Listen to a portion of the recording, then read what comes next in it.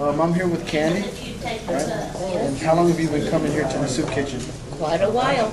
You know how many years, or just Maybe about 4 or 5 years. 4 or 5 years? And the reason that I have Candy in here today is because we prayed for her ear, which is her left ear, and she's going to tell you what happened before we prayed for her when you were 9 years old.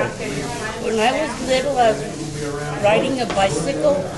The next thing I knew, I fell and a stick went in my ear, broke my eardrum, and I couldn't hear for quite a while.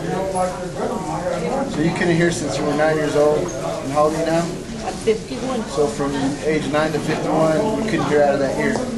Nope. Because I remember you telling me that a branch ripped your eardrum out. Yeah.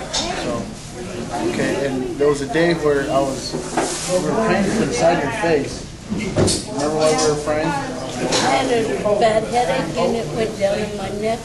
Okay, that's right. You had a headache and it was going down your neck. And I asked if we could pray for you. And then I put my hand on the side of your head. I remember I stuck it on here like this and started commanding the pain to leave. And could you tell them what happened after that? I heard a great big old pop. Then it started burning and then it started tinkling. And Pete prayed for me and God and Pete helped me. So now you can hear out of that ear. Yep. So the reason I wanted to get this testimony was because she didn't have an eardrum in her left ear. And now, since she was 9, and her husband Stan was here when it happened, and so she received hearing out of her ear. So the only way that is possible is that God gave her a new eardrum. So I mean, you couldn't see it, but we know that she can hear now because we talked to her. And before, she could never hear out of that ear.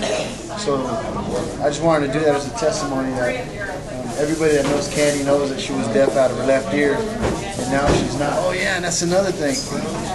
Used to take shots all the time for diabetes, and now you said you only got to take 1 shot At bedtime. But before that, how many shots would you take? morning, noon, supper time, and bedtime. So she was taking 4 shots, and now she's down to 1. And so we're still praying, because she always says, pray for my diabetes, pray for my diabetes. And now she's down to 1 shot a day. Now, we know that she's going to get off these shots, because the doctor now took her off 3 other shots. So eventually she'll be totally set free from that.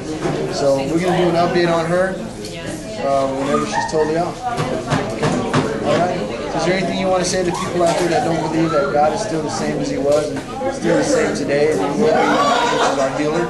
Anything you want to say to people? He's a miracle. He's a miracle God. Yeah.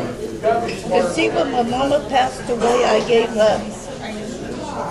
Then he kept praying for me about that and stuff, and finally I let her go.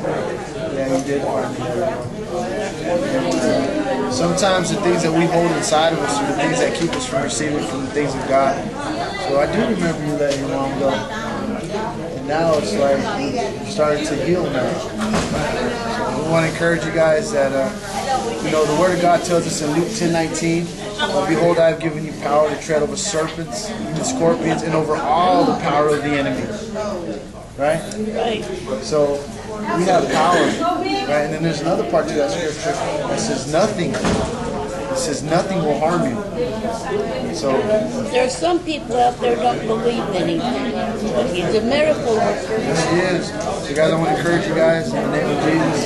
If He can do it for me, He can do it for her, He can do it for you. So guys, just stay in the faith, and thank you for your testimony. Can I put this on YouTube? Yep. All right, thanks a lot, guys.